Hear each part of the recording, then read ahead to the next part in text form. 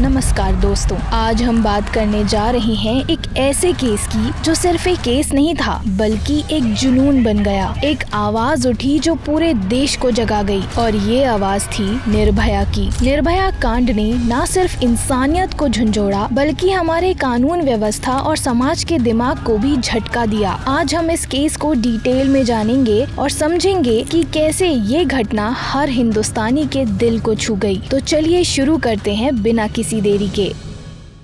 2012 का Delhi gang for murder, जो आमतौर पर निर्भया केस के नाम से जाना जाता है, एक दुर्घटना थी जो 16 दिसंबर 2012 को मुनिरका, दिल्ली के एक इलाके में घटी थी। ये घटना तब हुई जब 22 वर्षीय फिजियोथेरेपी इंटर्न ज्योति सिंह अपने पुरुष मित्र अवनिंद्र प्रताप पांडे के साथ एक प्राइवेट बस में सफर कर रही थी। बस में ड्राइवर सहित कुल 6 लोग थे, जिनमें से सभी ने ज्योति के साथ कार किया और उसके मित्र को भी पीटा। ज्योति और उसके दोस्त पर बस के अंदर ही वहशीय हमला किया गया। ज्योति का न सिर्फ बलात्कार किया गया बल्कि उसके साथ अमानुष इंसानियत के पार का अत्याचार भी किया गया। उसके शरीर को रॉड से छेड़ा गया और उससे इतना मारा गया कि उसकी हालत नाजुक हो गई। इस दुर्घटना के बाद ज्योति को तुरंत सफदरजंग हॉस्पिटल दिल्ली में भर्ती कराया गया। उसकी चोट इतनी गंभीर थी कि 11 दिन बाद उसे सिंगापुर के एक हॉस्पिटल में भेजा गया, लेकिन वहाँ उसने अपनी जिंदगी की जंग 2 दिन बाद हार दी। ज्योति सिंह का जन्म 10 मई 1990 को दिल्ली में हुआ था। वो अपने परिवार की 3 बच्चों में सबसे बड़ी बेटी थी। उनका परिवार एक लोअर मिडिल क्लास परिवार था जो उत्तर प्रदेश के बलिया जिले के एक छोटे से गांव से था। ज्योति के माता पिता अपने गांव से दिल्ली आए थे। उनकी माँ एक गृहिणी है और पिता 2 नौकरियां करके अपने परिवार का गुजारा करते थे और बच्चों को अच्छी शिक्षा देने की कोशिश करते थे। एक इंटरव्यू में ज्योति के पिता ने बताया कि उन्होंने अपने युवा अवस्था में स्कूल टीचर बनने का सपना देखा था, लेकिन उनके परिवार की स्थिति इतनी अच्छी नहीं थी कि उन्हें स्कूल से आगे पढ़ने का मौका मिलता। उन्होंने कहा, जब मैंने अपने गांव को 30 साल पहले छोड़ा था तब मैंने ठान लिया था कि अपने बच्चों को कभी शिक्षा से वंचित नहीं रखूंगा और उन्हें अच्छे स्कूल में भेजना मेरी ज्ञान प्राप्ति की इच्छा को पूरा करना था। उन्होंने ये भी कहा, हमारे दिल में कभी भेदभाव करने का विचार भी नहीं आया। कैसे मैं खुश हो सकता हूँ अगर मेरा बेटा खुश है और मेरी बेटी नहीं? और एक छोटी लड़की जो स्कूल जाना इतना पसंद करती थी, उसे मना करना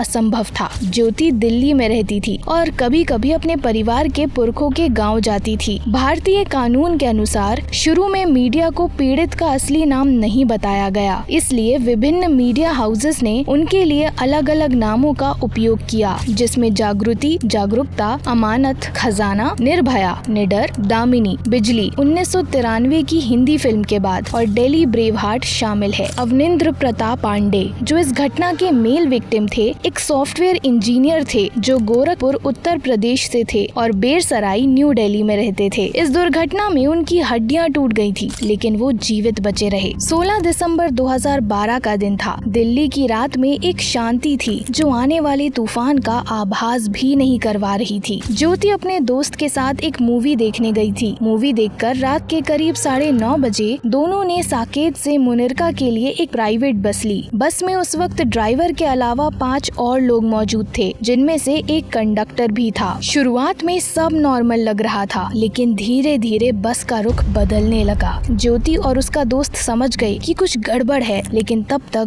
देर हो चुकी थी। उस बस में मौजूद लोगों ने पहले उसके दोस्त को पीटा और फिर ज्योति को घसीटकर पीछे ले गए। जो कुछ हुआ वो इतना बुरा था कि उसका वर्णन करना भी मुश्किल है। उन 5 लोगों ने मिलकर ज्योति के साथ बलात्कार किया और इतनी बड़ी बेरहमी दिखाई कि इंसानियत शर्म से झुक जाए। उस रात ज्योति को लोहे की रॉड से मारा गया और उसकी आत्मा को छेड़ने वाली आत्मा छेड़क दर्द दिया गया। उसका शरीर जख्मी कर दिया गया और उसका मानवाधिकार छीन लिया गया। ये हर एक हिंदुस्तानी के लिए एक कलंक बन गया। उस रात का दर्द हम सब के दिल में घर कर गया। ज्योति और उसके दोस्त को बस से नीचे फेंक दिया गया। रात के अंधेरे में दर्द से करा रही ज्योति को रास्ते से गुजर रहे कुछ लोगों ने देखा और तुरंत पुलिस और एम्बुलेंस को बुलाया। ज्योति को तुरंत सफदरजंग हॉस्पिटल ले जाया गया, जहां डॉक्टरों ने उसकी जान बचाने की पूरी कोशिश की, लेकिन चोट इतनी गहरी थी कि दर्द और चोट को सह नहीं पाई। इस केस ने भारत की औरत की सुरक्षा पर बड़े सवाल खड़े कर दिए। हर एक गली, हर एक चौक, हर एक न्यूज चैनल पर सिर्फ एक ही बात हो रही थी, निर्भया। 19 दिसंबर 2012 को ज्योति सिंह ने अपनी 5वीं सर्जरी करी, जिसमें उनके बचे हुए इंटेस्टाइन्स का बड़ा हिस्सा निकाल दिया गया। डॉक्टर्स ने बताया कि उनकी स्थिति स्टेबल बट क्रिटिकल थी। 21 दिसंबर को सरकार ने एक डॉक्टर्स की कमेटी को अपॉइंट किया ताकि ज्योति को सबसे अच्छा मेडिकल केयर मिल सके। 25 दिसंबर तक वो इंट्यूबेटेड थी, लाइफ सपोर्ट पर थी और उनकी स्थिति क्रिटिकल थी। डॉक्टर्स ने कहा कि उनका बुखार 102 से 103 डिग्री फ़ारेनहाइट के बीच था और इंटरनल ब्लीडिंग जो सेप्सिस की वजह से हो रही थी कुछ हद तक कंट्रोल में थी। ये भी बताया गया कि वो स्टेबल, कॉन्शियस और मीनिंगफुली कम्युनिकेटिव थी। 26 दिसंबर को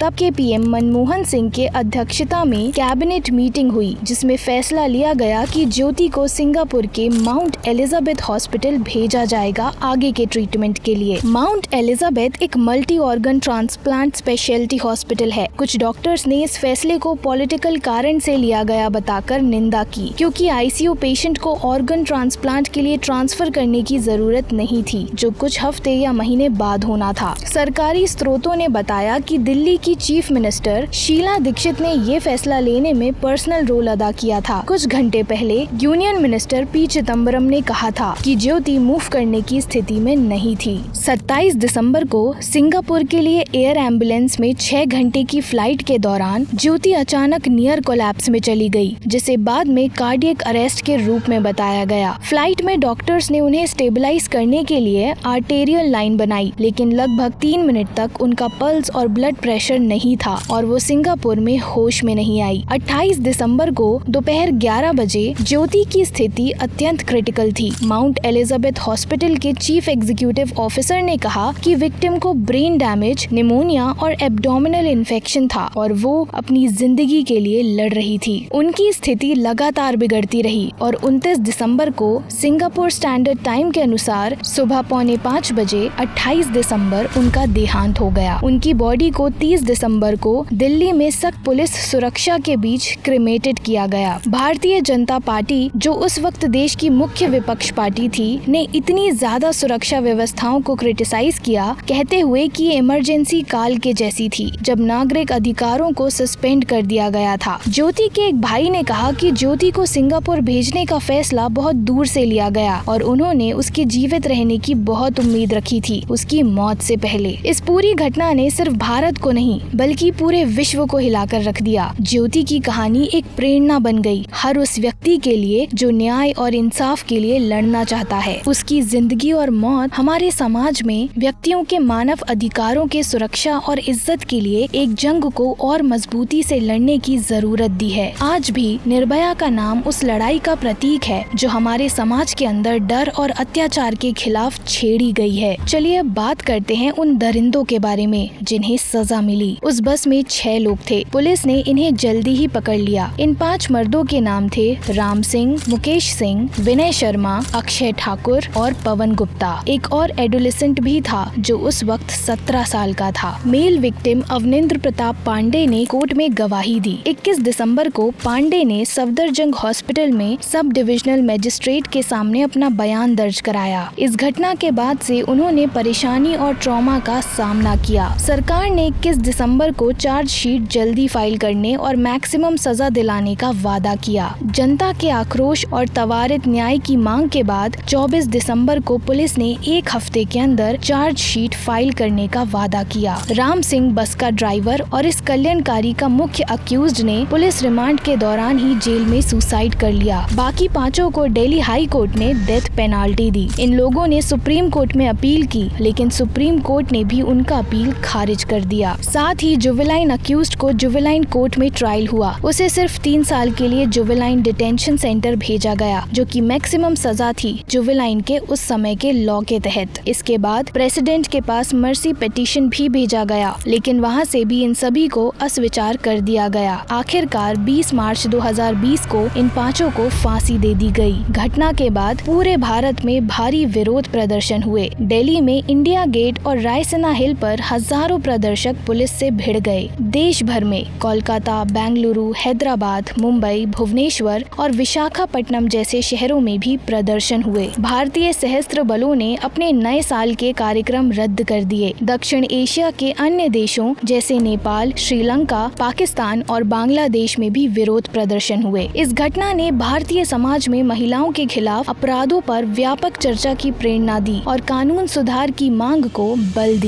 निर्भया केस ने इंडिया को झटका दिया और महिला सुरक्षा के मामले में एक बड़े बदलाव की शुरुआत की। ये घटना सिर्फ एक जटिल जुर्म नहीं थी, बल्कि एक आईना थी जो समाज में व्याप्त असुरक्षा और असमानता को दिखाती है। इसने लोगों को ये सोचने पर मजबूर कर दिया कि महिलाओं की सुरक्षा के लिए हमारी व्यवस्था कितनी कमजोर है। इस घटना ने देश भर में गुस्से और दुख को जन्म दिया। दिल्ली के इंडिया गेट से लेकर देश के हर कोने तक लोग सड़कों पर उतर आए। ये प्रदर्शन सिर्फ एक जुर्म के खिलाफ नहीं, बल्कि एक पुराने सामाजिक व्यवस्था के खिलाफ था जो महिलाओं को दूसरे दर्जे का नागरिक मानती है। इस आंदोलन का प्रभाव ये हुआ कि सरकार और कानून व्यवस्था को सक्रिय होना पड़ा। बलात्कार और यौन उत्पीड़न के मामलों के लिए नए कानून बनाए गए और फास्ट ट्रैक कोर्ट्स का गठन किया गया, जिससे ऐसे मामलों की तुरंत सुनवाई हो सके। नए कानूनों ने नियम सख्त किए और सजा को बढ़ाया। ये एक बड़ा कदम था महिला सुरक्षा और न्याय की दिशा में। इस घटना ने लोगों को महिलाओं के प्रति अपना नजरिया बदलने पर मजबूर किया। पहली बार लोगों ने समझा कि ये समस्या सिर्फ कानून तक सीमित नहीं है, बल्कि सामाजिक सोच और संस्कृति का भी हिस्सा है। इसने माँ बाप को अपने बच्चों को बेटर संस्कार देने की शिक्षा दी कि वो महिलाओं का सम्मान करें और उन्हें सुरक्षित महसूस कराएं। निर्भया केस ने न सिर्फ कानून व्यवस्था में सुधार लाया, बल्कि समाज को भी जागरूक बनाया और एक नए भारत का संकल्प दिया जहां महिलाओं को सम्मान और सुरक्षा मिले। तो दोस्तों, ये थी निर्भया कांड की पूरी कहानी। ये घटना हम सबको ये याद दिलाती है कि हमारी सोसाइटी में कितनी ज्यादा ऊर्जा और जरूरत है एक सुधार की। निर्भया एक नाम नहीं, एक प्रतीक बन गई है उस लड़ाई का जो हर एक लड़की, हर एक औरत अपनी सुरक्षा और स्वाभिमान के लिए लड़ रही है। हमारी जिम्मेदारी है कि हम अपने समाज को इस तरह से बदलें कि किसी भी ज्योति को दोबारा इस दर्द का सामना ना करना पड़े। निर्भया ने अपनी जान देकर हम सबको जगाया है। आइए हम सब मिलकर एक प्रतिज्ञा लें कि ऐसे हादसे दोबारा ना हो सके।